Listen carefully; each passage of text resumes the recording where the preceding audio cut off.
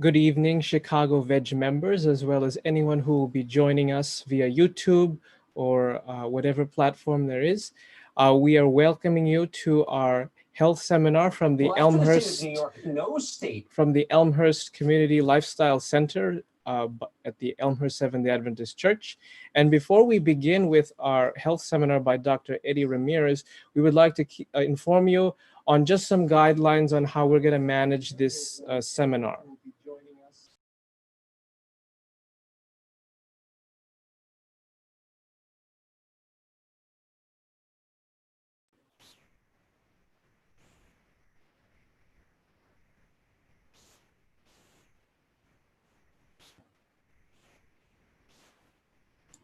So if you can see on my screen, here are some guidelines just to facilitate the meeting so that we have a smooth process as we learn about this topic.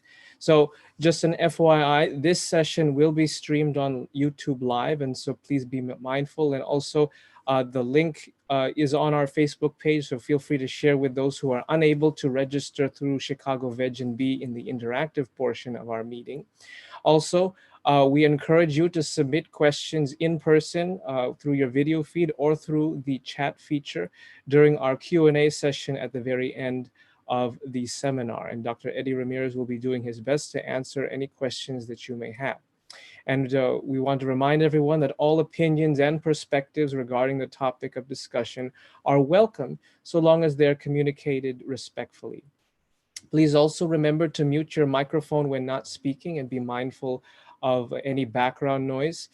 During the presentation portion of Dr. Eddie Ramirez's lecture, we will be making sure that no one can unmute their microphone.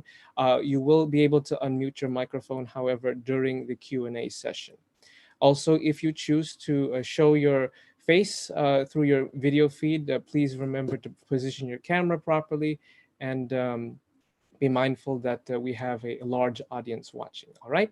And if you have any if you require any tech assistance for this session, you may call or text this number on the screen below, which is 630-779-4589, and we will do our best to accommodate your technical needs so that you can watch this program with ease. So at this time, we will transition to our head pastor, Pastor John Porosky, who will be giving a short introduction of our speaker. Good evening to all. I hope that you're doing well, that you're handling well all of these crises that we were all going together. I just wanted to thank also Vadim. I know that I was a little bit following Vadim from Chicago Veg Society, and I don't know if he's here somewhere. I cannot see you on the screen if he's somewhere around. I know that he must be right now somewhere in Europe, in Ukraine, or who knows where. But we are so glad. I hope that you are joining us. I don't know what time is over there. Maybe you will be watching a little bit later on. Anyhow, we are here, and I wish that we could do this before. We are so glad that Dr. Eddie Ramirez is also joining us from California at this time. Let me just tell you, he's known to many of you, but I would like to introduce him again for those of you who did not have experience to listen to him or to read some of his books. Dr. Eddie Ramirez is a medical doctor, a research scientist, published author, and international speaker. He has 27 years of experience working in lifestyle centers worldwide, applying therapeutic modalities to different medical problems. He has more than 100 studies in the scientific literature documenting the effect of lifestyle changes on different pathologies. He is also co-author of the 3rd edition of the textbook of lifestyle medicine of the American College of Lifestyle Medicine, and also the book Rethink Food, together with Neil Bernard, Michael Greger, Hans Diel, Joel Fuhrman, and other lifestyle medicine leaders. Dr. Ramirez is also publishing a scientific paper on the subject of hydrotherapy as a strategy to deal with COVID-19. We are so glad that you're with us, and now we are going to give time to you, Dr. Ramirez.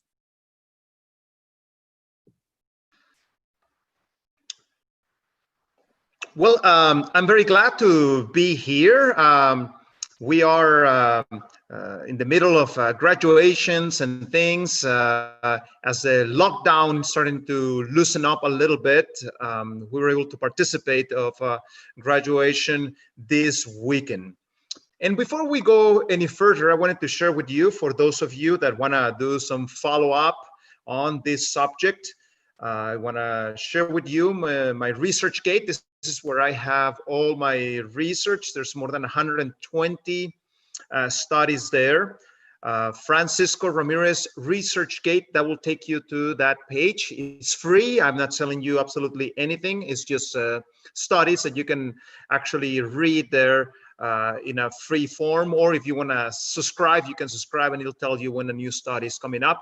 And yes, as they just mentioned, I am actually about to send for publication, possibly on Sunday or Monday, we'll be submitting that paper in which we are proposing how hydrotherapy is actually a good strategy to deal with this crisis. Also, I have a Twitter account, twitter.com/EddieRDMD, where I like to share the latest on lifestyle medicine, plant-based diet, exercise, rest, and all these different interventions that are so useful to having a good health. Also, I have a YouTube page with many videos. There's some in English, there's some in Spanish. You just have to go and find the correct ones, dr.eddie-ramirez.com. And also an Instagram page, Dr. Eddie Ramirez. I'm sharing there about the different conferences I'm giving, about interesting studies, and what I'm seeing around as I travel and see different perspectives.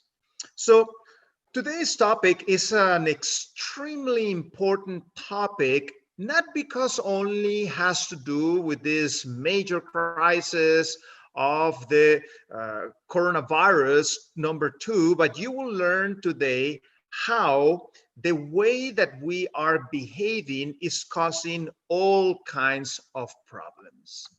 And that is a topic that is called emerging infectious diseases.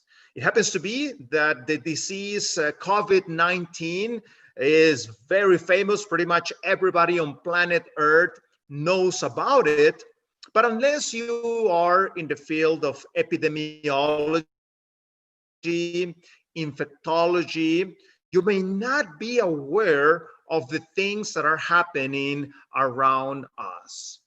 And this crisis that we are living in our flesh, actually, we could have done many things to prevent it from starting in the first place. And we're going to learn how and what happened that made this disease such a huge problem worldwide. And if you're afraid about that, wait till you see the pandemic influence. We'll be talking about that in a minute. So, you know, there are different ways of dealing with health problems in the medical world.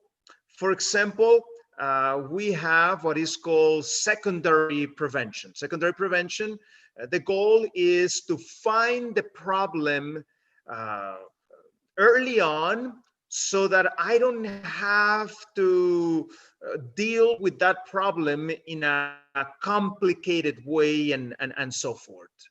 An example of this will be the pap smear.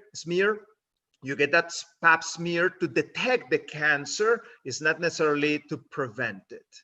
But then we also have what is called the primary prevention. And I believe this is where we should be focusing our effort. Primary prevention is when we are doing things to avoid the disease from happening in the first place. For example, back in 1981, back when Ronald Reagan was president, I'm saying this not because I have any particular political affiliation and so forth, but rather just so you can put your mind at that time, back when Pac-Man came out and so forth. The CDC, which is the public health organism in America, they put out these reports called the MMWR reports. So whenever there's a new disease, whenever they're finding a certain pattern of disease, they go ahead and report that in this report so that you're aware of what's happening. So back then, the report came about a very different type of pneumonia. You know, when you are in the clinical practice, there's certain types of pneumonias that you are gonna see often. You know how to treat them and everything, but this was something very different. This was happening on a particular group of people, and not only they had this strange pneumonia that you rarely see, but it was also together with some skin lesions. And this was the humble beginnings of AIDS. And you know, it appeared in that report back in 1981. It was thought that it was something in just a few cities, the problem, but this has grown so much to the point that 32 million people have died as a result of AIDS. So we know that, you know, behaviors such as your sexual behavior, drug use, contact with bodily fluids, this spreads this virus. But I think that we need to ask the question, where did this came in the first place? And we're going to be answering that question in a minute. And as I mentioned to you, if you are in the clinical practice, if you are in the field of epidemiology, or if you are just an avid reader, you like to keep up with the world events, you will see that there are not only HIV as a new type of disease that in the old days we just didn't have it, but other diseases such as Ebola, such as SARS, such as mad cows. And the interesting thing is that if you were to travel to the past, you would see that certain diseases that we commonly see, or in certain areas of the world we see them commonly, this didn't existed, period. Things like measles, things like smallpox, things like the common cold. So we have a tool called medical anthropology. Medical anthropology, what it does, as in anthropology, in the field of sociology, in which they try to figure out, you know, where people live, how they live, where they came from, and so forth. In the same way, medical anthropology, the tools that it gives us, it helps us to understand where disease come from. For example, human measles actually came from the contact of humans between cows and humans, sheep and humans. In fact, this is quite a contagious disease, has killed more than 200 million people. Smallpox, this disease used to be quite common before the interventions of public health that were able to slow it down. But this came from humans being in close contact with camels. Whooping cough, an extremely infectious disease, this pertussis disease, much, much higher than this coronavirus, by the way, the potential of infection. This one came from our close contact with pigs. And typhoid, big problem, especially in the underdeveloped countries, but also in many first countries, you can also find this disease. This came from the contact with chickens, and influenza when human beings started to be in close contact with the dogs. So what we're saying is that before there was domestication of dogs, before we had them next to us and so forth, nobody got the flu. The flu was only on the dogs, and it jumped from the dogs to the humans. Leprosy. If you go to many countries in Asia, you see this, how these water buffaloes, they help them with farming and all kinds of things, transportation, yet they are a carrier of leprosy. So the close contact with those water buffaloes, that is what bridged the leprosy to jump into humans. And not only that, also in the American continent, armadillos, actually, most of them have leprosy. And if you come in close contact to them, you can get it. In fact, you must be thinking, man, but who is grabbing armadillos? You will be surprised. In Latin America, people eat that. And you go on the road and people are handling these animals, trying to sell them to you. That's not a good idea to be in that close contact. Leprosy can jump into you. And the famous common cold that I believe every single one of us have experienced at least once, one of these bouts, actually came from horses. So think about it.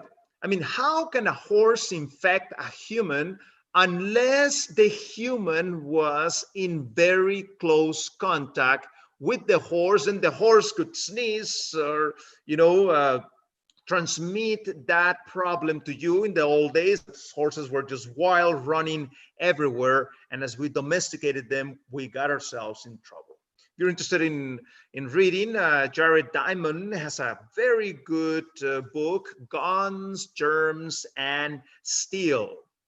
And he is explaining there in this book how when the Europeans came to the American continent, 95% of the natives were wiped out secondary to the diseases that the Europeans brought to the Americas. But the funny thing, it was not the other way. When the Europeans came here to the American continent, the diseases from these natives didn't affect them. It was rather the other way. Why is that? Because it was not too many plagues here in this continent. In fact, he goes into detail in chapter 11, the little gift of livestock, he calls it. And if you think about it, as we came into close contact with these animals, that's how disease started jumping. And the thing of it is that in the American continent, there was no domestication of buffalo, as you see. If you go to like Colorado, you see, they have them there in corrals and things. Back then, the buffalo was wild, but there was no close contact, therefore no measles. Also, there are certain animals that used to be here in this continent but died long time ago. For example, I went to a fascinating museum in La Brea, it's called, in Los Angeles. They have these pits of tar in which animals used to be walking in those tar pits, and they would get stuck. And then you have all these animals that got stuck there, and then another animal came to try to eat them. And then as they were trying to eat them, they got stuck also there. So another one and another one, another one. So you have these thousands and thousands of animals dead there in those pits, and then you're able to get them out. They didn't get rotten. And you find things like camels. Yes, there used to be camels here in the continent of America. They died, many years ago, so no possibility of coming into contact with the camel and getting their diseases. There was no pigs here in the American continent. That's something that also the Europeans brought. So there was no pertussis here, no whooping cough, no chickens, no typhoid fever. So as the history, if you analyze the epidemiology in Europe before they came to the continent of America, you would see that they had these waves of disease that used to hit them every so often, and millions of people died in Europe. So that is the first wave that got affected this continent of America through the contact with the Europeans. New diseases came to here. And then a new wave of disease came. And that happened in the 18th and 19th century as human beings changed the way they used to live. And industrialization started to take place. People started to be tempted to move into big cities as new opportunities for work and so forth arose. But by leaving behind their hoes and their axes and their types of instruments that they used to use with a lot of exercise and so forth, and now move to cities where life is relatively simple. Now we had the second wave of disease, which was, the obesity and the heart disease and the cancer and the diabetes and the osteoarthritis and all these diseases secondary to changing the way we ate, changing the way we rest, changing the way we exercise, and so forth. So as these diseases started to come in, infectious diseases started to decrease with the advent of medications such as penicillin and other antibiotics, with the advent of certain vaccinations and so forth. And you can see the interesting change that was happening. For example, in this book, 1962, one of the top virologists back then, he said that this type of infectious diseases was something that was going to pass into history. He says that in the future, we will not see any new epidemics. The viruses and bacteria were being controlled, so we would see a decrease. That's what he claimed back in 1968. Or in 1968, the Surgeon General said that we had won the battle against infectious diseases. Or the dean of the Yale, he said that there was not going to be any new discoveries of disease. And the thing is that that's the way that it looked like it was going to happen. But that's not the way that happened. As disease rates started to decrease, 1900s, 1920s, 1940s, 1960s, it seemed that we were about to win the battle against infectious diseases, but something happened in the late 1970s. Waves of new diseases started to arrive. Diseases that we had never heard anything about. Diseases that they have never been documented in the scientific literature. And if you go and check about these new emerging diseases, you will see that it's not just one or two, but is a huge increase worldwide. And Um, Microbial threats to health. This fascinating book tells us that we could be facing, and they call it a catastrophic storm of microbial diseases in this coming future. So the disease, a new wave of disease started emerging, and you can trace it around 1970s when these new plagues started arriving. For example, one that pretty much most of us know about it, Lyme disease. Did you know that Lyme disease was non-existent? 1975 is the first time that it is documented, this disease. In fact, it started something in the East Coast, okay, in Connecticut. That's why it's called Lyme disease, because it was mostly local there. But this disease has been migrating, and now you find this disease in 50 states. So how did this disease started?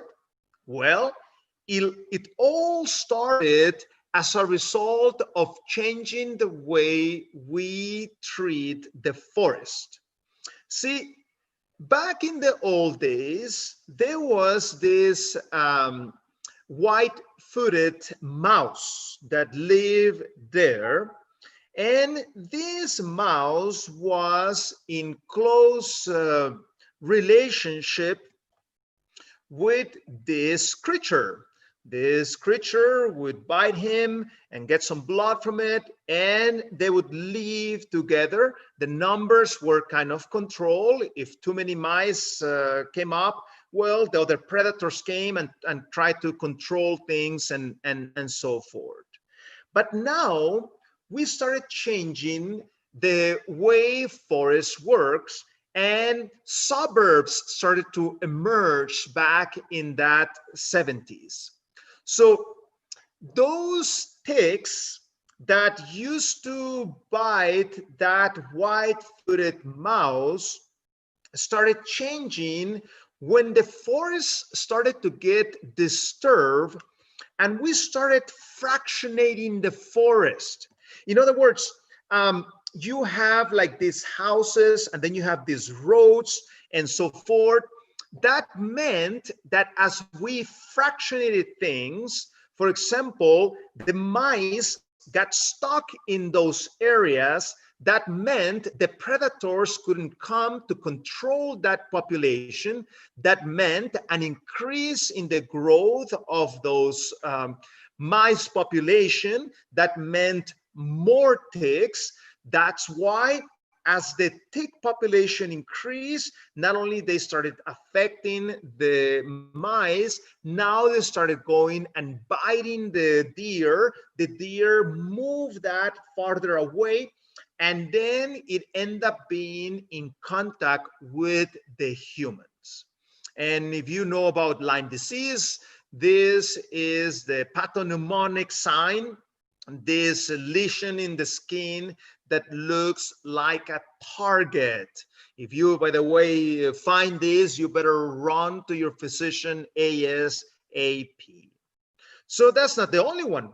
Another new increase of disease happened in Argentina. As they started having the idea that they could make a lot of money, especially during the Second World War. They noticed that many of the meat producers in Europe, as they were busy fighting production of meat decrease, Argentina introduced countrywide policies to start cutting down their forests, increasing the amount of farms, and we saw an exponential increase in virus when that type of behavior started to take place in Argentina. As Argentina started making a lot of money secondary to these behaviors, the other countries in South America started copying this behavior. And we have also a huge increase of hemorrhagic fevers in South America. You may not be familiar about this if you are not from South America, but if you go to South America, last year I went to many of those countries, people are very familiar with those new emerging hemorrhagic fevers secondary to doing that. As they cut the forest, they started getting close to many of those animals that were in the forest, and then the disease jumped into the humans and so forth. Dr. Eddie And Ramirez, that, yes. just a quick checkup. Do you have slides for this portion, or because we're not seeing anything on your screen? You're not seeing anything. Okay, very good. I do have, so let me do one thing. I'm gonna come and do this. Oh, it said my share, somebody removed it, but anyhow, I'm here back. Okay, now you can see him. Huh? So then as this is not something that happened just in South America. It also happened in Africa. New hemorrhagic fevers started to come in, things that we didn't know even that existed. So, for example, as people realized that Africa forests had very good quality timber, big entrepreneurs started designing strategies to go inside those forests to try to harvest those good quality woods. So think about it.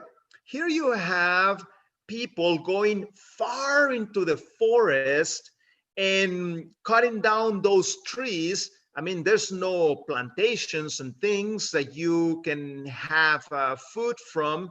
So many of the workers that were inside those forests, what they decided to do, they started to kill animals there in order to have some food. And this, what is called the bush meat, started to come in.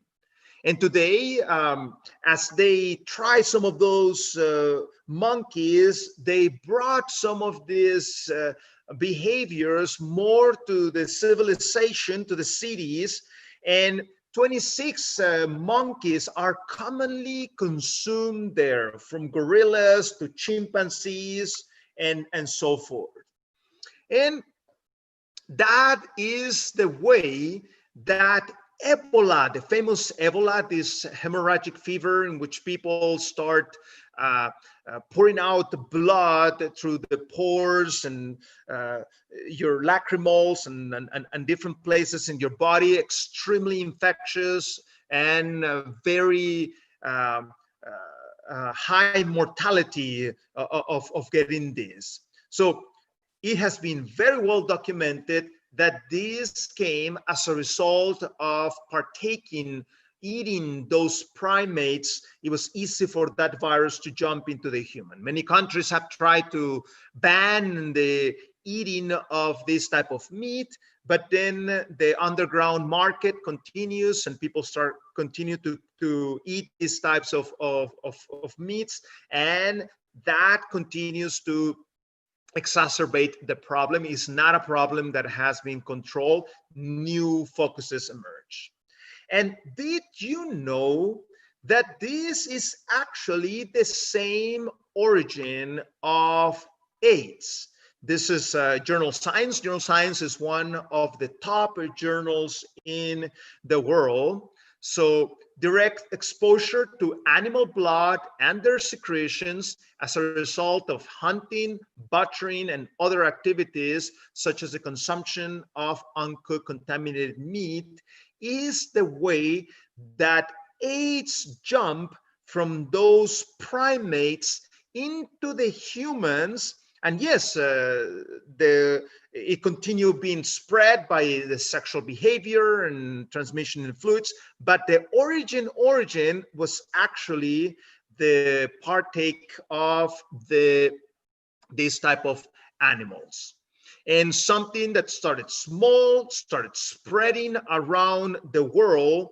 And sadly, still many countries, especially in sub-Sahara, tremendous amounts of people that still died as a result of this disease. And the sad reality, I've seen that with my own eyes, in which the middle-aged people actually disappear from the towns, and you only find children and older adults. So you have these very elderly people taking care of all these young people, and those people in between disappearing. And things are not controlled. Things keep on climbing, sadly, regarding that. And you know, 32 million people have died of AIDS because somebody killed a monkey for food, and now 32 million people have died. Now, some people may be asking, but doctor, didn't people were hunting wildlife a long time ago? Well, yes, but it's not the way that we used to do it. For example, the markets such as the wet markets, you find this combination of different types of animals put together that they had never been together at the same time. And that just encourages the virus to jump from one species to the other one. And since it's so close together, this causes huge problems. So for example, this animal, if you are from Asia, you're going to be very familiar about this animal. This is called the civet cat. And you know, this civet cat, they raise it because they like to eat this creature that they shouldn't be, but that's what they do.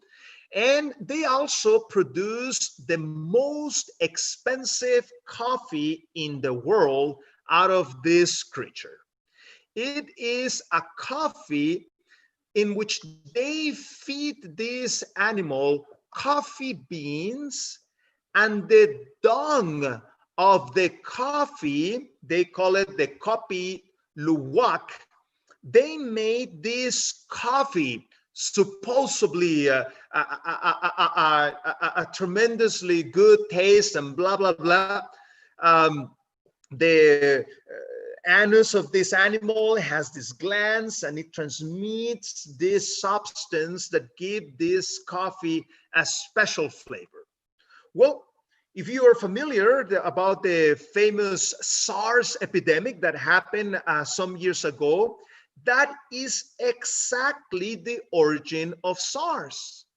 The origin of SARS happened due to the close contact of the civet cat by eating it and drinking this type of coffee. That's the way that it jumped into the humans. And you can see here, you know, I'm not making this up. This is a journal Lancet, one of the top medical journals in the world. A culinary choice in South China led to a fatal infection in Hong Kong and subsequently to 8,000 cases of SARS, severe acute respiratory syndrome, and nearly 1,000 deaths in 100 deaths in 30 countries on 6 continents. So maybe instead of drinking that, isn't it, they should have been drinking something else. Now, the sad thing about it is that authorities identify that the origin of these type of problems happen to be this, what they call these wet markets. You have all these different diseases put it together. The virus can jump very easily from one to another and infect the humans. And instead of banning those type of markets, the behavior continue. And another source also is pets.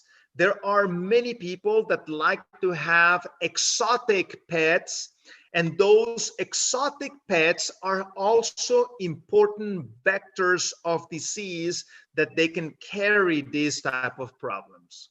For example, in 2003, it was identified that due to the exotic pet trade, the disease called monkeypox that used to happen just on monkeys in Western Africa started jumping now into humans due to the close contact of these monkeys with the humans. And in fact, it was a big note in newspapers worldwide in 2003 when a Wisconsin family that didn't even have contact with one of them, but somebody had, and that person infected them.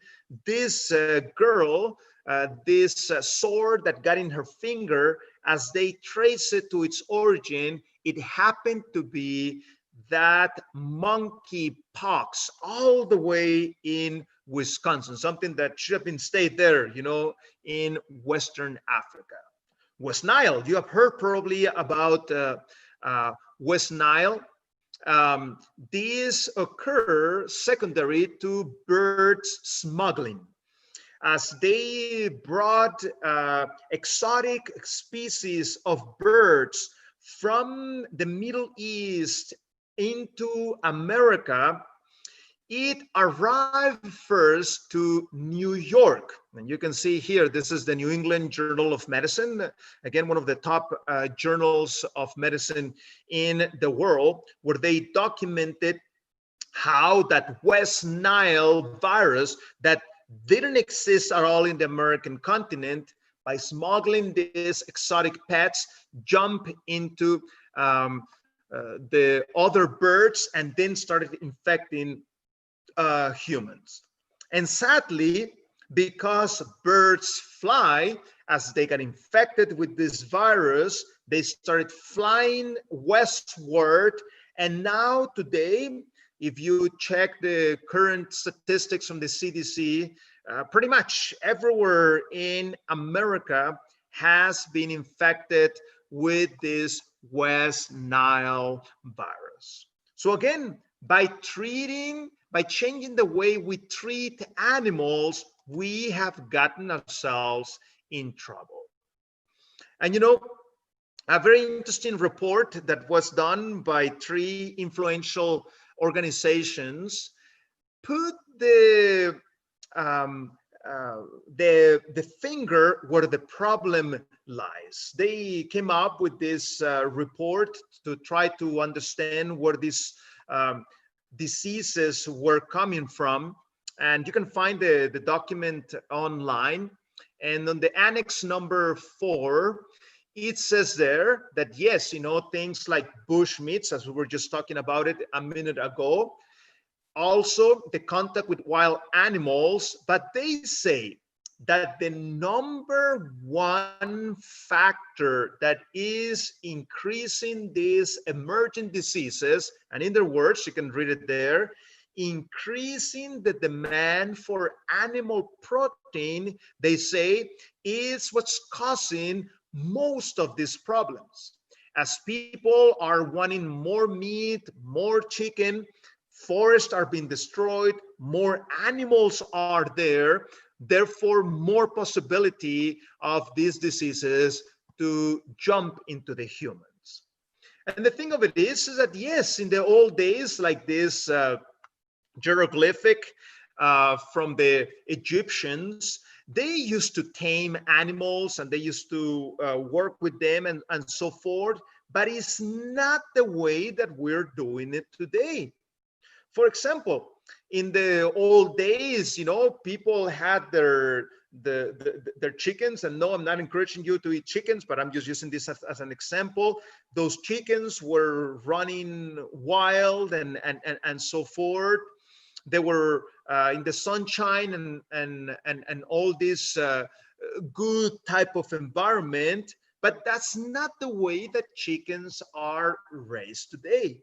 They are being raised in an inhuman ways. You can see in their skin how the skin doesn't look healthy. There is no sunshine to help disinfect things. There's no fresh air that is running there. And also the amount of them at once, that is not good. So many of them at the same time, that causes all kinds of problems, because this is not the way that chickens are in the wild. Yes, there's one of them there, but then, many meters away, there's the other one. But when you put them together, it's very easy. These are the perfect places for diseases to start emerging and cause problems. And also, you have the demand of eggs. For example, half of the hens that lay the eggs are basically in jails like this one. Imagine living like this, confined into one place, and you have farms in which 1 million chickens are together, no windows, no fresh air, no sunshine, in constant stress, which immunosuppresses these animals. This is the perfect environment for these emerging diseases to change and become very virulent, very dangerous. And because humans work there, then they easily jump into the humans. And sadly, the same story with the pigs. Like these pigs, imagine that, look at this. These pigs unable to move, these pigs unable to lay down even, in a nice way. They don't like them to move too much, because then they build too much muscle, the meat becomes hardened. Very, very sad. So the old days, in which the pigs were outside enjoying the sunlight and so forth, is not anymore. The old McDonald's have been substituted by the new McDonald's. So as you can see, our relationship between the animals and us has changed, and we are just making the perfect breeding grounds for disease. Another disease, maybe you have not heard about this one. This was more of a localized type of problem in Asia. This was not a virus, this was a bacteria, Streptococcus suis. Since 2005, China is the largest pig producing nation in the world. And this strep suis is a very dangerous disease, because it can go into your nervous system, attack your brain, and you can cause blindness. You can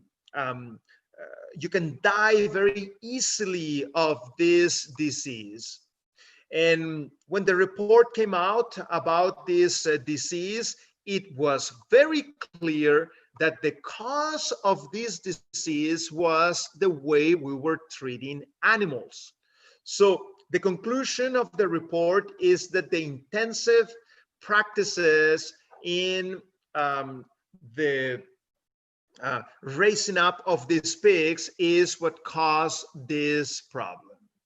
And this veterinary publication, they were talking about how the stress due to the poor housing conditions, the overcrowding, inadequate ventilation, these were the development of this new disease.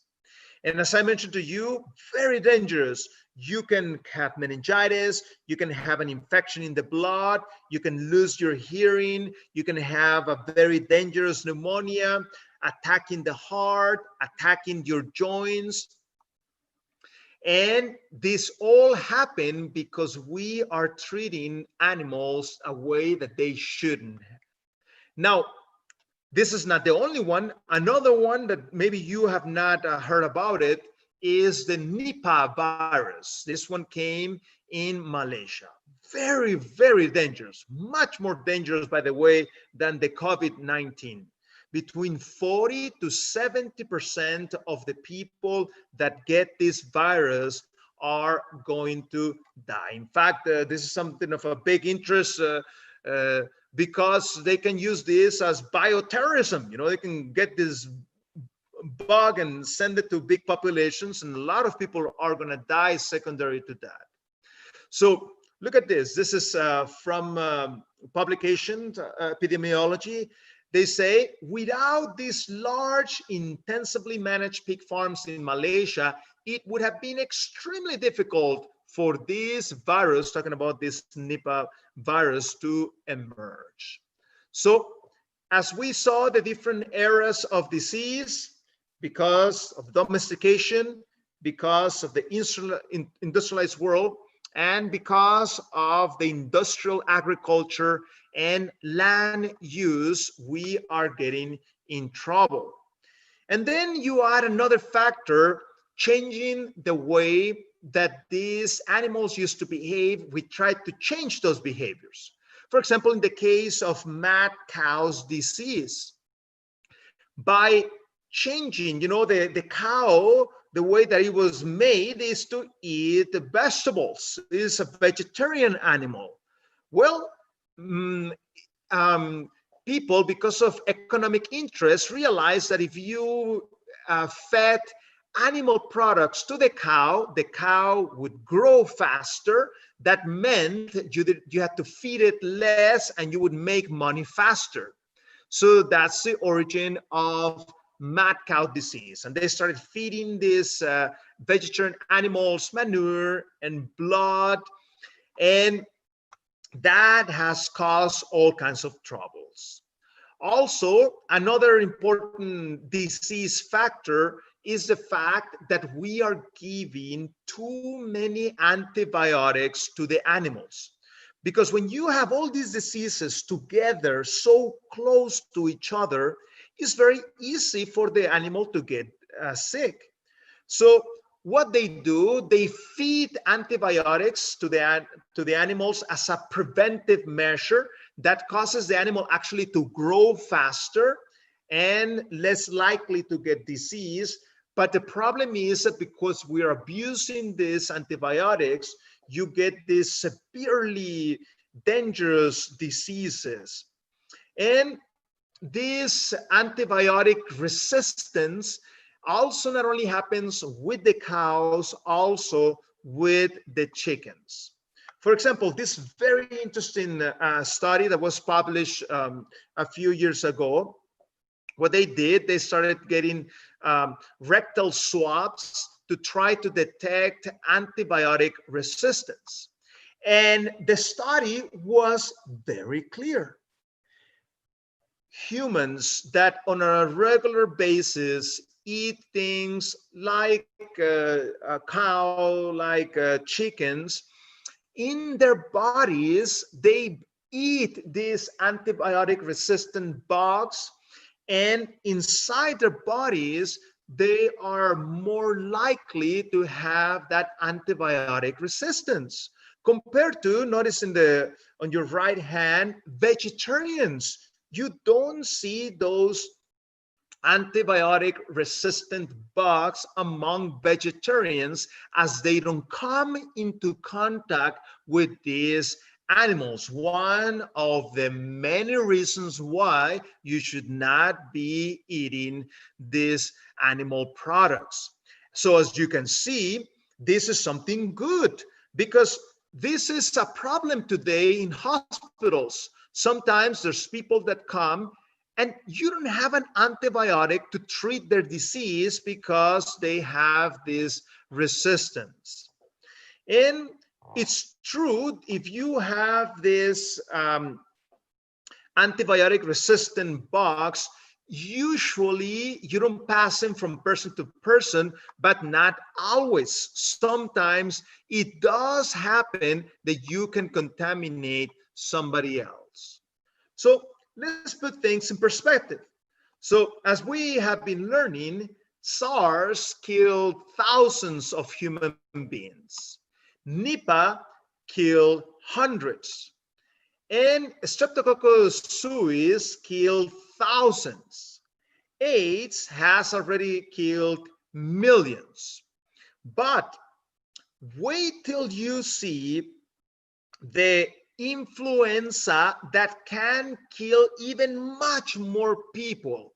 Unless we change the way we are treating animals, this is something that can come as a result of that.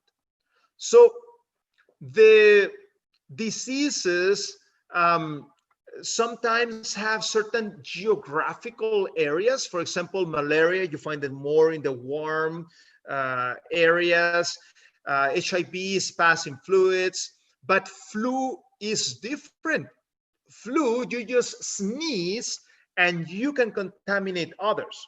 So if an emerging disease like this come about, you saw something very dramatic with COVID-19, wait till you see this pandemic that could be because of this new influenza virus. And if you go on the internet today, you find all these conspiracy-minded persons saying, "Oh, you know, the coronavirus 2 was created in a laboratory and this and that." I'm sure you must have come across such ideas. Those are unfounded ideas. Today we have the technology to get that virus, and we can actually piece together where the genetic code of this virus came from, and it is very clear. This virus emerged as a result of having close contact together of bats, of the civet cat, and also there is another animal, looks like armadillo, but it's different from Asia. It's called the pangolin. Those three animals are the cause of this coronavirus. It was not in some laboratory that they made it. It was the result of having these animals that are never together in nature. Having it like that is what caused that. So there you have the origin of the problem. So let's talk about what can we do to prevent what can we practically do with this COVID-19. And some people may say, well, you know, to control that COVID is very simple. Well, to control it is like trying to stop this fish from moving along, you know. It's very simple to stop this fish, as you can see. Very, very simple. You know? Once you have one, you have them all. So you cannot control this thing, you know. Once it's go out, man, it is hard to control, as you are witnessing that with your own eyes. So when we talk about this coronavirus 2, let us understand why it is so infectious. So you have what the classification, what is called a DNA virus, and then you have an RNA virus. So the coronavirus happened to be an RNA virus. And then you have 3 subtypes of RNA viruses. You have the negative sense RNA viruses, you have the double-stranded viruses, but the most contagious one happened to be the positive sense. What does it mean? It means that the genetic code, as soon as it enters your cell, immediately is infectious. While for example, the negative sense, it needs to enter your body, the code needs to be switched, needs to be reversed, and then it's infectious. So you have this extra step, not the coronavirus. The coronavirus, as soon as it enters, it becomes infectious. So one of the weakest points of this coronavirus 2 is the fact that around this virus is surrounded by a lipid layer, a layer of fat. So what do we have at home that actually dissolves very well the fat? Soap. Soap is fabulous against this virus because it can dissolve this fat, immediately destroying this virus. Now, the virus is called the coronavirus because corona means crown. So when you look at this virus on a microscope, electronic microscope, you see these spike proteins, and that gives the appearance of a crown. That's in parentheses, that's where it came from. This is not the only coronavirus. Since the 1960s, we known about coronaviruses that have affected multiple populations. So the way that this virus infects is the following. Those spike proteins that you see there, they need to come into contact with a receptor. That receptor happens to be called the AC2 receptor. We have different receptors in our bodies. If you go to my Twitter account, EddieRDMD, I put an article there recently documenting the different areas of the body and the highest densities of this AC2. But where the receptor lies is usually where the infection takes place. The common cold, for example, the common cold happens to attack mostly the nose and the upper respiratory tract. Why? Because the receptors of that area is what this virus has affinity to. Coronavirus happens to have affinity to the receptors a little bit further down, more in your lungs and bronchi are areas very rich in this type of receptors. That's where this virus connects. Once the virus connects, what it does, it starts to introduce its genetic code into your cell immediately. And again, by reading that genetic code, I know where it came from. By identifying that, I can actually check that genetic code and I can trace it where it came from. So that genetic code is introduced to your cell, and then this virus hijacks your cell, and your cell starts to become a factory of viruses.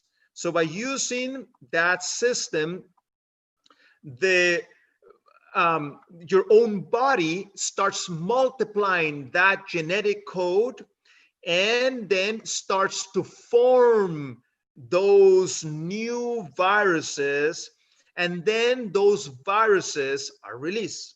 See, in that process, I actually got a little bit of code from my own body in that virus. And again, that's how I can know where this came from. By analyzing that code, I know it came from these animals. So one thing that you can do, as we mentioned, is good hygiene. Not the, 2-second type of hand wash, but the tinkle, tinkle, little star type of hand wash, okay? You need to really wash them well. One problem that some people have, number one, they don't wash their thumbs. They wash here, but they don't wash their thumbs. We need to learn to wash our thumbs. Another problem, we don't wash in between our fingers. Make sure that you're washing in between your fingers. And the other problem, most people don't wash the back of their hand. Make sure you wash the back of your hand. And finally, when you finish, especially in a public place, make sure you don't close it with your hand, but rather with your elbow, and dry your hands and keep your hands clean. Now, what about gloves and things like that? Well, you actually don't need the gloves. What gloves potentially could be useful for is the fact that if you have a glove, somehow it makes you more aware of your hands. Okay, you're less likely to put your hands in your face if you have the gloves, but the virus is not going to go from the glove to your hand. It cannot penetrate. It needs to touch your face in order to go inside. Your eyes also could potentially be a potential source. So especially, after going to the restroom, but also animal products are tremendous reservoirs of all kinds of disease. That's why I would actually advise you not to have animals at home. And another thing, I see some people getting upset because, for example, they say, oh, I cannot find even sanitizer. People bought the sanitizer. What am I going to do? Well, soap is very useful. Sanitizer could be potentially useful if you are outside and there's no way to place to wash your hands and so forth. But it's interesting. This very interesting study was showing how when the virus is together with mucus, it's hard for this sanitizer to actually work, because the mucus may potentially block the sanitizer from touching the virus. In fact, if you're going to be using this type of sanitizer, it needs to be 60% alcohol to be the most effective one. And another mistake many people do, as they are the shopping and so forth, touching their phone, that actually contaminates your phone, and then you may wash your hands, but then you grab your phone and you infect yourself. Be aware of that it can potentially contaminate. And another thing that we need to practice and do is to avoid touching our face. When you touch your face, it's more likely that you can introduce these type of problems in your system. So one other thing that we can do is to improve our immunity.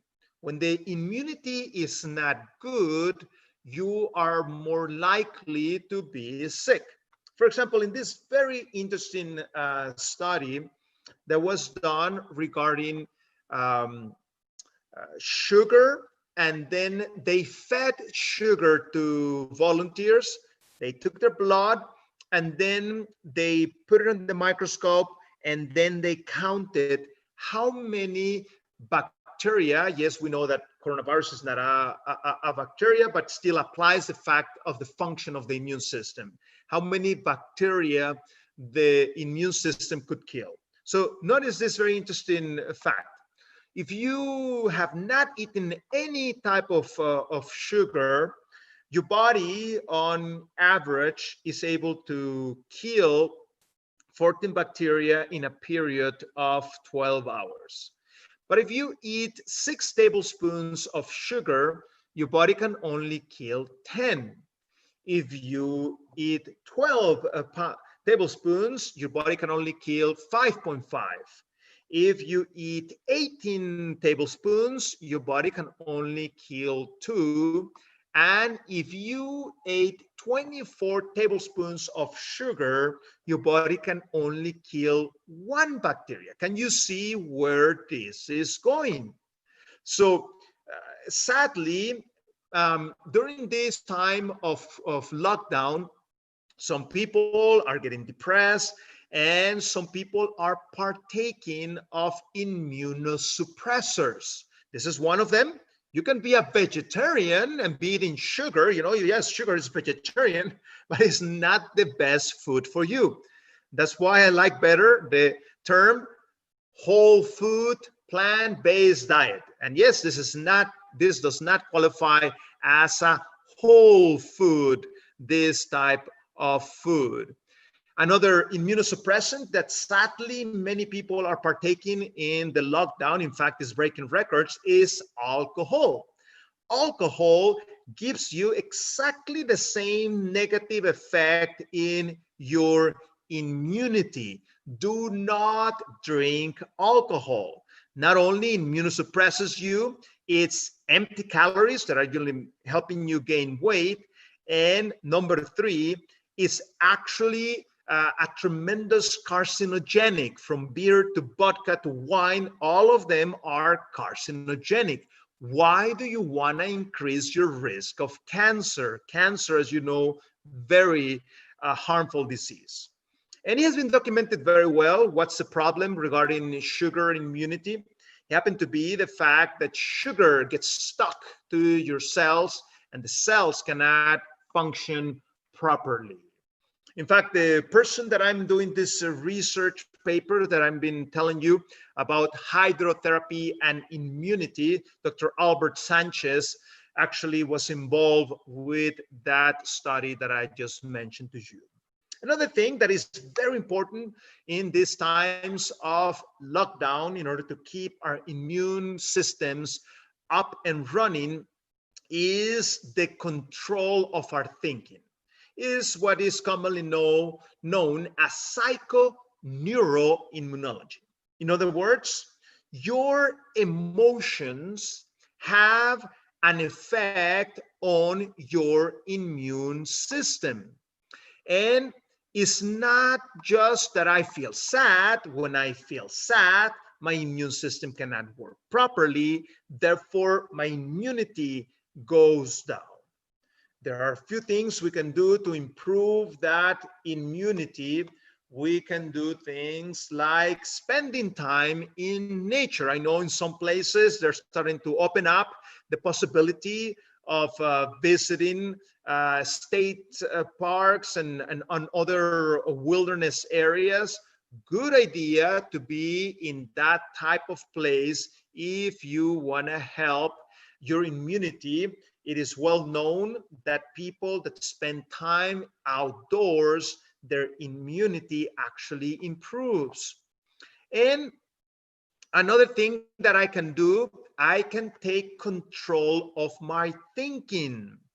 What I believe has an effect on my emotions. And I know, especially right now, you know, certain news things that have come out, the emotions start to boil, then I get angry and so forth. Watch out, control yourself. You know, don't let yourself run by this type of sadness and things like that. I'm not saying don't be aware of these things, but if you're noticing that these type of things, you know, are taking you in a place that your emotions are all over the place, time out, you know. And because it's interesting, not having stress is actually bad for your immunity, but having too much stress is bad for your immunity. So you need to have a nice balance of your stress. That's where the immunity works the best. Another thing that we need to be doing for stress reduction is exercise. Now, Some of you may be in places that they don't even let you go outside to do exercise. It doesn't matter. Go and do it inside. I just read an article. This guy ran a marathon in his home, okay? And not on a treadmill, but in his home, you know? That's how literally did. I'm not saying go and run a marathon, you know, if you're not in that condition, that may not be the best thing, but do exercise. And also, this is my study. As I mentioned to you, you may be able to find it there. And we were finding out, this is fascinating. This is a huge sample, 6,795 people in this study. We did a survey among these people and asked them, what is the method of relaxation that you're using? And then we correlated that to their stress levels. You know what we found? We found out that prayer and Bible study are actually the best thing that correlates to the lowest levels of stress. Huge sample, 6,795 people from literally 5 continents. Another thing that we can do for our immunity is whole food, plant-based diet. And the way this can work is fascinating. You know, it has been documented in the past how the people that eat the most veggies and fruits have their best immunity. But now we know how. See, nitric oxide, notice this is the title of the study. You can find it on my Twitter. Nitric oxide inhibits the replication of coronaviruses. Coronaviruses cannot replicate very well when there is too much nitric oxide in your body. Well, you can actually eat vegetables that are high in these nitrogen products, and therefore your body creates nitric oxide inside of you. Foods, common foods such as celery, such as cress, lettuce, beetroots, spinach, arugula, this type of dark leafy green vegetables, they are loaded with this type of products. Another thing that I recommend people, I don't recommend you taking this all the time. I recommend getting a hold of some of this so that the day that you touch something that potentially could have been infected and you put in your face or you put in your mouth, you can take one of these zinc lozenge, and it has the ability to decrease the, it's an antiviral. Now, again, don't take it every day because it can potentially be toxic. So only when you know that you may have committed a mistake, you know, in your hygiene and so forth, you can take one of these. Another thing that I can suggest taking, especially the people that are in close contact with people that have that may potentially have the coronavirus, you know, cashiers, nurses, and so forth, you know, you are in potential contact with them, is to take something that is called N-acetylcysteine. No, I don't sell this, you know, you find it there on Amazon or some store, or also known as NAC. This is a food supplement. It's not a medication. It's not patented. And what it does, it inhibits the replication of viruses. Or if you're somebody that is really, really worried, well, go and take some of this just for some, you know, peace of mind, 600 to 1200 milligrams daily. And studies show that this has very good effect regarding your immunity. For example, in this study, people that were taking this N-acetylcysteine, it had a preventive effect against influenza viruses.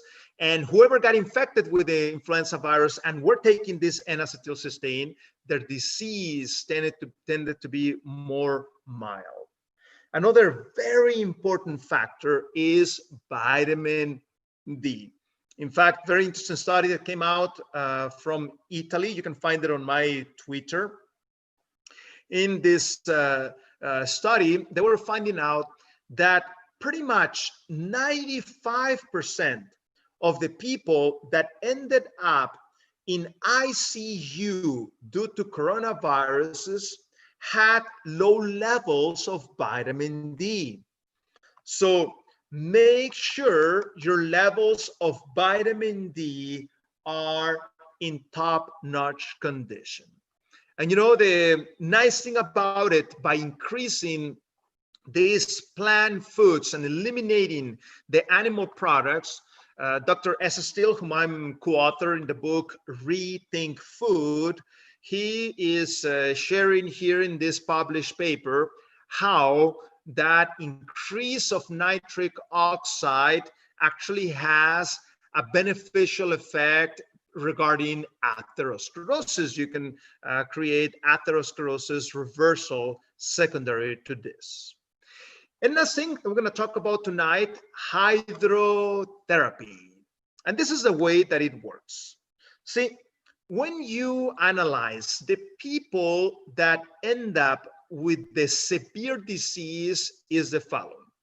See, coronavirus has different stages when they affect somebody. First, they infect the person, as we saw, and then their bodies start to become factories of viruses. Now, some people actually happen to be asymptomatic. They may feel a little bit sore, mild little fever, but they are fine, they're functional. And what happened is that at that stage, you can do a lot. And there is some relationship between the control of the immune system and the prognosis. People that their immune system goes crazy in that stage, and they start sending signaling their body in excess, they create what is called a hyperinflammatory cascade in their body. Sadly, those are the people that are going to end up with organ problems. They're the ones that are going to end up in the ICU, not responsive, and so forth. So we want to avoid going into that stage. One of the things that we can have for that is the creation of artificial fevers. And see, studies are very clear. In the case of Finland and Estonia, for example, Finland and Estonia, actually, when you analyze the rates of how much disease there is, and especially how many people actually died, Finland and Estonia are one of the best ones that fare regarding this coronavirus in Europe. What do Finnish people and people from Estonia have? They do something that is called the sauna, okay? Sauna for them is part of their culture. You know, there's certain cultural things we do here in America. Sauna is part of the culture of Estonians and Finnish people. And these people do at least one sauna bath per week. How do I know that? I've been there many times in Finland. I love those sauna baths. And this artificial fever in the body actually helps keep the body top-notch. In fact, studies show that if you have an exercise program and you do this type of fever, artificial fever type of approach, actually has a beneficial effect. Now you may be saying, but doctor, I don't have a sauna. I wish I could have one. Well, I also wish I could have one. No? What can we do? Well, what we can do what is called the hot and cold shower. So pretty much all of us that are listening here have a hot shower, isn't it? So what you do, you increase the temperature of the water to the point that it's nice and hot. Don't burn yourself. I'm not talking about burning yourself. You increase the temperature 3 to 5 minutes, and then shut down the cold, the hot, and then put the cold. That contrast actually calls the soldiers that are stored in your bone marrow in different storage places of your body to come out and circulate, which is fantastic. Imagine that, that here are this standing army in you. As the virus started to come in, you are ready to take care of them. So you do that, 3 to 5 minutes, followed by 30 seconds of cold, and you can repeat that 2 or 3 times. Beware if you are somebody that gets dizzy when you do this type of thing. Don't do this by yourself, please. Have somebody there to help you. And look at what we did when we went to Finland ourselves. So when we went to Finland as a family, we went in the sauna bath, and notice outside. Dr. Ramirez. No sound. There's no sound. Dr. Ramirez. Yes. We cannot see the video. We were not able to see also the first video. Oh, you were not able to say, okay. No, we were not able. I'm sorry. I'm gonna show it to you like this. Give me 1 second. So, but good that you told me. So we're gonna show the video here, this one here, and then we're gonna go here and here. Okay, so it's here. 1 little second, and we'll be closing with this one. Okay, so here,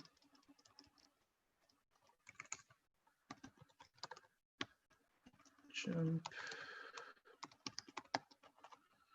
Okay, I'm just trying to find this video. Give me 1 little second while we have it ready.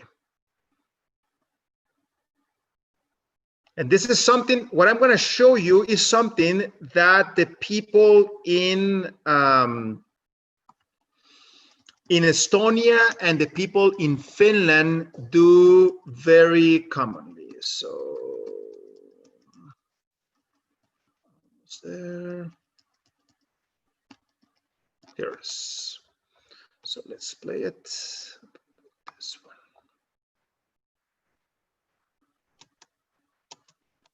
Okay, so now let's share this, and we are gonna share it here. Now you will be able to see it. Is there, isn't it? So you can see there is snow in the ground after we came out of the sauna. There's my daughter, the smallest one. That lake is 33 degrees. Okay, that's my other daughter.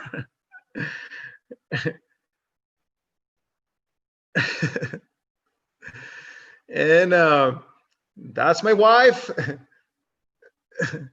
And that's me.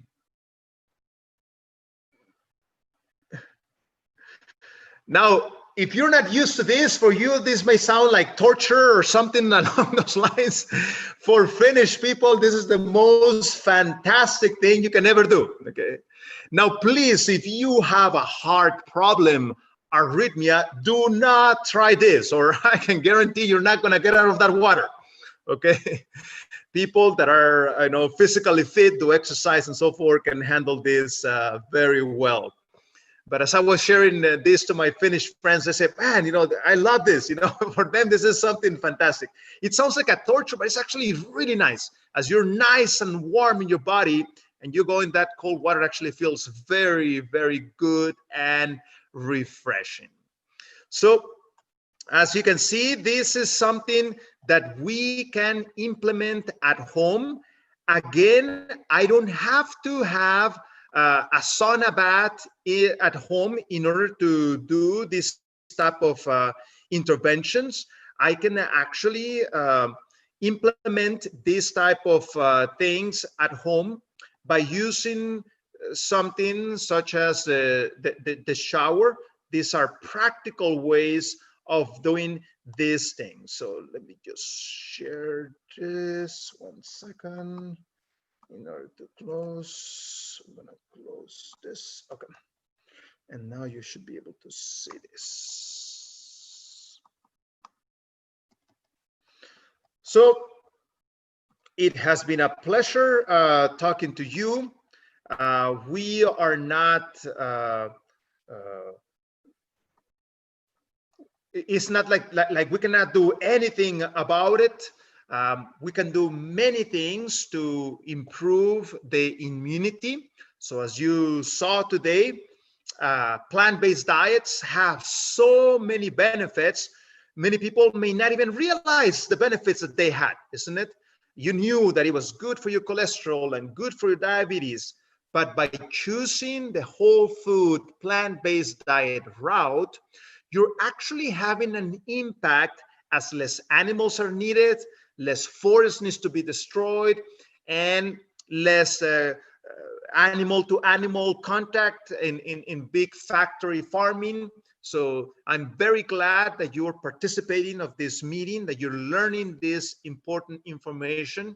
So now we're gonna have a little time to do a few questions. So if you have any questions, I give it to you guys to kind of moderate how you wanna handle the questions. Okay. I'm going to step in. I hope that RJ, are you somewhere here?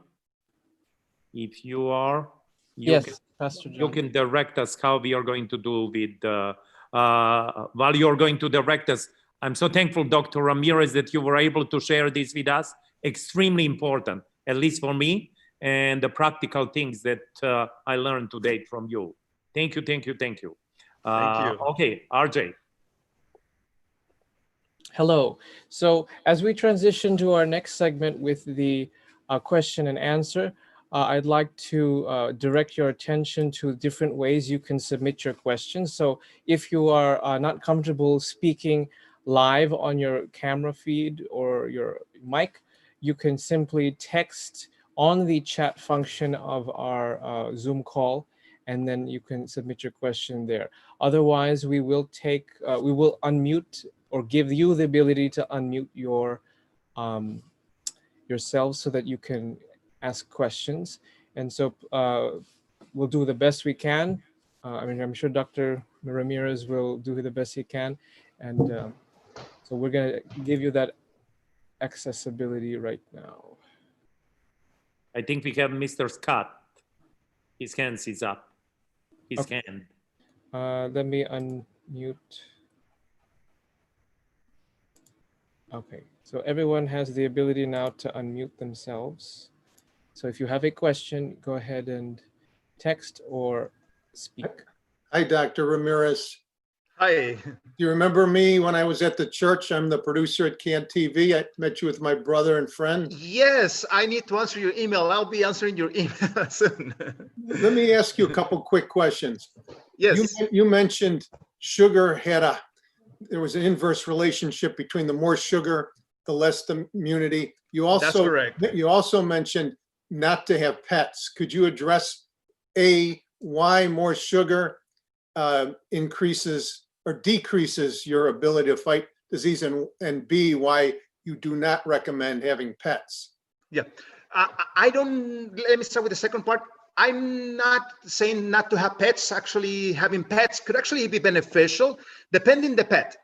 I'm not saying, what I'm saying is don't have exotic pets, certain monkeys and these type of things, not the best thing to have at home. A well treated cat or dog could actually have beneficial effects on your immunity. Okay, that's what actually studies are showing.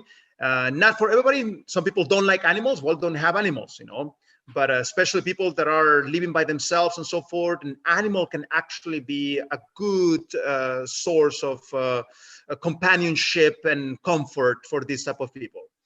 Second thing, how does the sugar causes immunosuppression in the body? And that is secondary to what is called glycosylation. So when you have too much sugar in your body, the excess sugar gets stuck on your cells. And when it gets stuck to your cells, the cells cannot work properly. In fact, it has been theorized that can actually stimulate things like atherosclerosis, not only the animal product, that creates inflammation. This is also another possible source of inflammation. You can actually start stimulating atherosclerosis. So the way that it immunosuppresses is the fact that that excess sugar gets stuck to the cell. And in parentheses, this is actually what happens also when somebody with an uncontrolled diabetes. If you have diabetes and that diabetes is not well under control, that excess sugar gets stuck to your cells and it has exactly the same negative effect. You're more likely to catch infections and so forth as the cells cannot work properly. Thank you. All right, we have a texted question, and the question is from Alejandro. Can eating eggs be as bad as eating chicken meat? Good question. Harvard University nurses study, you can find it online, that study. It was showing a fascinating relationship. Eating eggs is equivalent as smoking regarding atherosclerosis, the possibility of your blood vessels to clog in due to the cholesterol. So is eating eggs as bad as eating chicken? Well, yes, in a way, because of the atherosclerosis, also because of the excess protein that is in the egg. It's actually not the best thing. Okay, most people don't need those tremendous amounts of protein, and that excess protein actually can cause many possible problems inside your body. Today, they even have a plant-based egg. You can go and buy it, and you can substitute egg in cooking through different ways, such as flaxseed and so forth. You can Google and you can get those tables that they tell you, okay, if you used to use 2 eggs in your baking, well, you can use this, and that way substitutes perfectly so that your baked products, are nice and moist, which is usually what the egg gives to the baked product. All right, thank you, Dr. Ramirez. Does anyone have any additional questions? So Mr. Scott has another question. Dr. Ramirez, God forbid one of us catches the coronavirus. Couple-part question. A, can we call you for guidance? And B, could you outline on the phone different measures to help us overcome it? Yeah, well, one of the things that you can potentially do, as I mentioned, and that's exactly what my article is about, I am proposing that hydrotherapy can be an aid to this coronavirus, because the body enters in this fever form, and when the body is in the state of fever, there's all kinds of benefits. Immunity works faster, disease progression decreases, and also, I didn't have time to talk about that, but study from Bloomberg, you can see it. I just put it there 2 days ago on my Twitter, Eddie RDMD. It was shown there that in Italy, 94 or 96% of the people that end up with severe disease either had high blood pressure, diabetes, obesity, or some sort of chronic disease That's what made the disease to be very severe. So what can we do? Whole food, plant-based diet helps you control many of these type of problems, therefore decreasing the probability that this disease is going to be more severe. Number two, I have a friend of mine, Eric Nelson. He is actually running a practical clinical trial in which the patients that are in ICU, he is actually randomizing them into two groups. One is receiving actually the treatment usually that is given there, and in addition, they're receiving hydrotherapy. So he's actually documenting how even these people with the more advanced type of disease are actually getting some benefit from hydrotherapy. I want to show you a very interesting study. Excuse me one second. Excuse me Yes. 1 second. So just to be clear, doctor, when you're saying hydrotherapy, let's say I caught the coronavirus, are you suggesting that hot shower, cold shower that you showed earlier will help control that? Absolutely. That will actually make the disease progression, the disease duration shorter. Now, you need to understand something. You have different stages of the disease. You have a mild type of infection. You have a severe type of infection. If you have a severe type of infection, you better run to the hospital. You know, you're not at the level that you can treat things at home. But if you have the mild type of infection, for example, I'm mentioning this name because I read it on the newspaper. I was reading this interview in which Senator Rand Paul got the infection, you know, and he was asymptomatic. He didn't have, you know, symptoms and so forth. He is somebody, you know, a big candidate to have done this hydro and so forth. Notice this fascinating study from, let me share it with you here. This is a study that was done back in 1918, you know, when the Spanish flu hit in America. Here you have three different groups. You have the people that were treated in the army hospitals that back then was like the best one of the best places to be treating disease, you know, the army hospitals. And then you have two more groups to the right. These were what were called the sanitariums. Sanitariums were institutions run by Seventh-day Adventists in which hydrotherapy was an essential part of the treatment. In fact, many of these sanitariums became hospitals. Hindale Hospital there in Chicago, first it was a sanitarium, then it became a hospital, by the way. So you can see here, the people in the sanitariums that were receiving lifestyle changes, the plant-based diet, the rest, the stress control, and the hydrotherapy, notice how their levels of mortality, you know, the probability that you're gonna die was much less than if you were to be treated in the army. And what really actually killed the patients was actually the pneumonia. When things got complicated into a pneumonia, that's when things got really bad.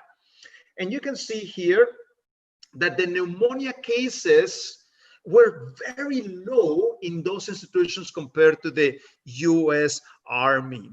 So this is something powerful, isn't it? How this is able to help with this type of problems.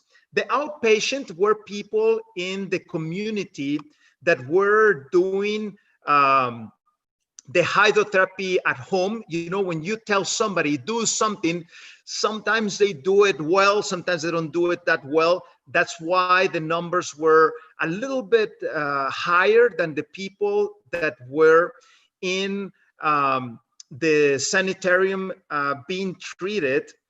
But this is something powerful, as you can see, that can help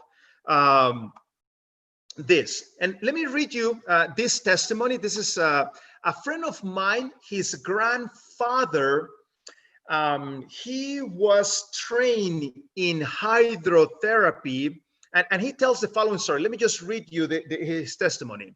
He said that he went to one of these sanitariums, and the doctor told him, "What's wrong with you? You know, you don't look very good. Come with me." And he started getting some hydrotherapy. He didn't have Spanish flu, but his health was not very good.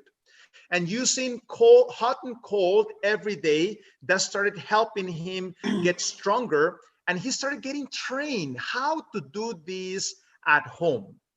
And then the Spanish flu hit, 1918. And this is his testimony. This is his words. He says, "One day I went into the hospital and the nurse was pulling the curtain around one bed.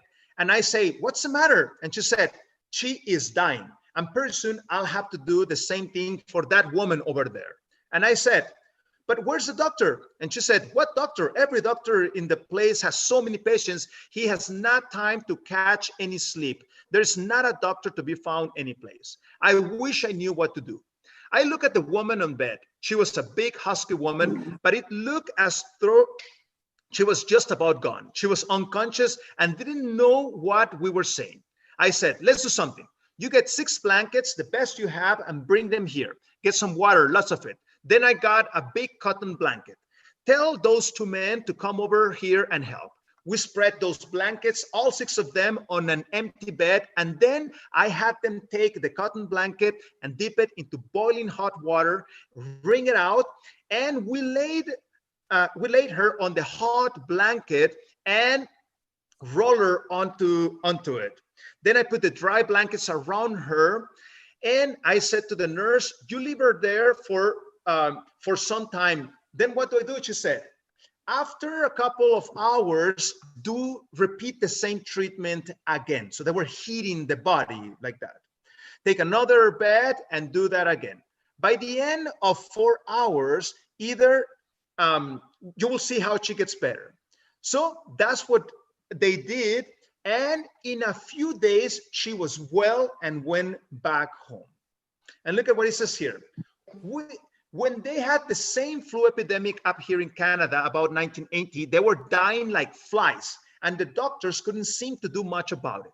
They were on to go to the night, day and night, but they couldn't take care of half of the people that needed treatment. I had 30 to 40 cases myself. My wife helped me as much as she could, and we were just as busy as could be. And you know what? We didn't lose a single case. No, sir. God was good to us. So as you can see, this is something powerful with potential benefits. And I do think that they need to be using some of these things. That's the reason why I'm actually publishing this paper, so that people, can be aware and they can apply some of these important evidence-based interventions that can potentially help many people. And finally, can you call me to help you with this problem? What I suggest you do, you go to my webpage. I have many videos there, and start to educate yourself. It's hard to do this in a remote fashion. You need to have the patient with you to give this type of interventions. Okay, thank you. So we have a question from Carol, who is with us on Zoom, and then we'll go to a text-in question because we do have some from the YouTube channel. So Carol, do you have a question for us? Yes, I do. Regarding underlying diseases, if you have high blood pressure or high cholesterol and you're taking drugs for it and it is under control, is that still an adverse effect for like COVID-19 or for anything? Well, you said the right term. If you are under control, that's good. Mm-hmm. That means that we're actually decreasing the risk of severe disease. So that's exactly what you need to be doing. You need to be under control. I know some people, they say, I'm tired of taking drugs. I'm not going to take them. But they don't do changes and they don't take the drugs. Man, you can get yourself in really big trouble if you're doing that. So make sure that you are, under control. Make sure that as you're doing these positive lifestyle changes, you have a knowledgeable person to be coaching you, to be encouraging you. And yes, having things under control gives you that edge so that you have less likely probability of catching the severe type of disease, which is the problem. Okay, thank you. Yes. All right, our next question is, and perhaps you can interpret this, what is the third item to have on hand? And I think this is in regards to coronavirus. Zinc, NaC, and question mark. Plant-based diet, whole food, plant-based diet. Stress control, peace. If you don't have peace inside of you, as I mentioned, the immune system is based on your emotions. So you need to have control of your emotions. One mistake some people do, before going to bed, they turn on the TV and man, they hear riot here and war there and all these things. How can you have a good night's sleep? In sincerity, yes or no? That's the wrong thing to do. Before going to bed, you get a nice, inspirational book or something that is going to help you, have peace of mind. That's what you do to tranquilize yourself, and then you go to bed. That's the best way to have a good, peaceful night instead of, stressing you out. Stress is antagonistic of melatonin. Therefore, you don't rest correctly when there's a lot of stress. So watch out for stress. So the next question we have is, I am a vegan and I'm finding more and more processed vegan foods like meats, cheese, ice cream, etc. Are these foods just as bad for you as their meat and dairy counterparts? Is it better to avoid them? Good, very good question. Are they as bad as animal products? The answer is no. They're actually better than the animal products, but they're not the best thing for you if you want to rank them, So what we need to be shooting for is whole food, plant-based diet. That should be our very goal. So these foods are not the best thing for you. These foods is what I call them transitional food. If you were used to, steak every day, you could be using, some sort of soy meat and so forth while you start getting used to, while you start getting your new recipes and so forth. But it's as a bridge. You don't stay on the bridge. You keep walking, and soon you'll be passing that bridge. Our food needs to be consisted of whole foods, the whole legumes, the lentils, the beans, the garbanzos, our whole cereals, our oats, our quinoa, our corn, our rye, our fruits, vegetables, and nuts. That is what is complete food. If once in a while, somebody has a birthday and they have vegan ice cream and you take a little bit, it's okay, it's fine, but not as an everyday thing. You're eating all that ice cream, there's sugar and all these things there, not the best thing, especially in this type of epidemic. So classify foods in your head with red light, yellow light, and green light. So red light, you shouldn't be eating these things, such as animal products. Then yellow light, you cannot be running yellow lights all day long. You're going to end up with a ticket. Okay. So stick yourself to the green light foods. Once in a while, a yellow one is fine, but stick to the green light. That's the way to play it more safely. Excellent, thank you. The next question we have is, does having had pneumonia and bronchitis make you higher risk of severe symptoms to COVID-19? It could be, depends on the severity of having this type of diseases. Sometimes people that have what is called fibrosis, the lung is damaged, that can potentially be problematic. So what we want to do, somebody that is a high risk of catching a pneumonia and so forth, they need to be just doubly careful about their precautions regarding coronavirus. Make sure you have a nice quality mask to protect yourself. Make sure that you have some of that zinc so that in case you contaminate yourself, you can take something. And make sure your hygiene is good, but especially make sure those immune improving things that I was just mentioning, that you can apply as many of those as you can, so that you can keep yourself from decreasing the odds of catching something like this.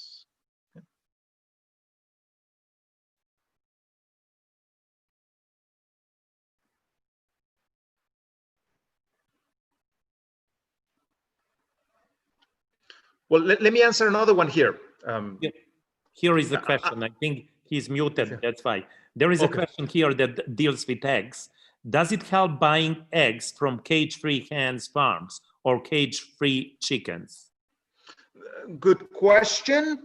Those chickens may potentially have a little less exposure to antibiotics, but the cholesterol and saturated part of the equation still is present there. So you still potentially are harming your arteries by eating those type of foods. So the answer is not necessarily, yes, it's better than the other one, but still has too many problems. It is better to eliminate that. If you're asking me for the ideal, that's that will be the suggestion. Okay. Right. There is another one. Another question. Oh, go ahead. Okay, go ahead. Another question submitted was, what is your position on fasting? Is it helpful to increase the immune function? And then they put MT or pathway decrease and increase. That's right. Yes, fasting is very good. In fact, there are multiple studies that show how fasting has all kinds of potential benefits. That, by the way, in my Twitter account, I usually put this type of studies. Look at this one, how fasting-like diets improve the immune system, helping fight things like cancers and so forth. This is a study of USC that they published on journal Cancer Cell. And what they were showing is that fasting has the ability to regenerate your immune system. So we're talking about short fasting. There's people, that fast 7 days, 14 days. That's a little bit too much, okay? I'm talking about 1 day, 2 day fasting type of thing, okay? And especially if you are having issues of excess weight, this can actually be beneficial for you, as less calories are introduced in the body. And one of the best ways of doing long-term fasting without suffering is doing something like I do. I follow a 2 meals a day plan. I only eat 2 times a day. In that way, I have that fasting period at night, and that has that beneficial effect on your immunity. So yes, fasting does have very beneficial effects in your body when you do it properly, because also if you are fasting too much, that actually can have potential negative effects on your immunity. So just watch out regarding that. There was also another question in the chat. What about these diseases that we're asking? Aren't they affecting the animals? And the answer is yes, in a certain sense. For example, this coronavirus that is hitting the whole world, did you know that coronavirus usually lives in the bat? The bat has this coronavirus. But The bat has tremendous immune system function and is able to handle this disease without causing problems. But not all the animals are healthy. For example, today, things like tuberculosis are very common among cows today. And things such as there's a virus called BIH. BIH is the analogous of HIV on humans, is the bovine immune virus. That virus actually happens to be something common on cows. Also, many cows today have leukemia. Here you are drinking milk from a cow with leukemia. That's not the best thing for you, I can assure you. So the diseases among animals, yes, they're increasing, especially because of the way that we are treating the animals. When you have them all confined in one place, of course that the likelihood to increase disease is going to be very high. So yes, sadly, many animals are also much more diseased today. All right. So we have Anna with us, who is also a member of the Chicago Veg and the part of the Elmhurst Community Lifestyle Center. She has an announcement to make for the Chicago Veg group. Hi friends, Anna here. Just a quick reminder to go to the Chicago Veg page on Meetup. If any of you are interested, next week, next Sunday, we're going to be streaming some recipes. We have about 6 different presentations of different recipes that you can learn. They're new recipes that we haven't presented before. And we will have a Q&A at the end of the session, just like we did today, where you can ask your questions to the presenters and interact with each other. So June 7th, at 11 in the morning in the same sort of format. So we hope that you will join us. We look forward to that. What are the recipes all about? Oh, yes. The recipes we're going to get is a little bit of everything. We're going to have some breakfast food. We're going to have some sides and some main dishes. And the theme is immunity boosting foods that you can include into your recipes. Yeah, so it's to follow up on Dr. Ramirez's presentation. Good. Yeah. And before we conclude, there's an individual who would like to just see the slide real quick of how to do hydrotherapy at home, if we could show that. That's right. So the principle, just remember the principle. I'm going to show it to you, but just remember the principle. 3 to 5 minutes with the hot, followed by 30 seconds to 1 minute of the cold.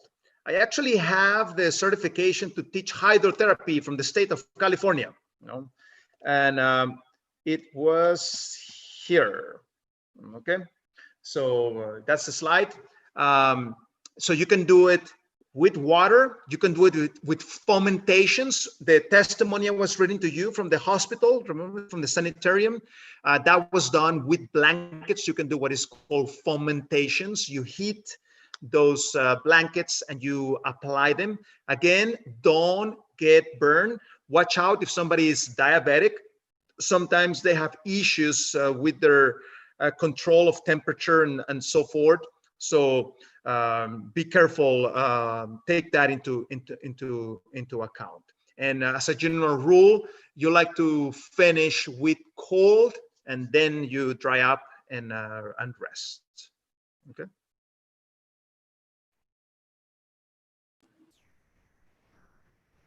All right, Pastor John, do you have any final thoughts? Okay, thank you so much. I think it is so great to see all of you. Actually, I couldn't see you, most of you, but at least some of you I could see. But we know that you're there. We have a number of people who were watching live on our YouTube channel. Hopefully that we would be able to see you soon. We had lots of plans before, but everything was canceled. So hopefully we'll get back. Stay healthy. Eat plant-based food and practice all of those things that Dr. Ramirez told you.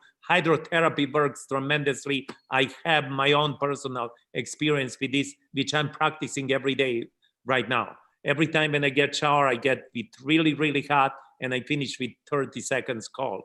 And sometimes I repeat when I know that something is coming. I repeat those things. Dr. Ramirez, thank you so much. This was great. I'm so thankful that your valuable time that you used to really enlighten us, to give us some things that they are practical, but also that we cannot go with all of these theories that they are out there, but with the facts. Thank you, thank you, thank you. And with this, I think we are going to finish.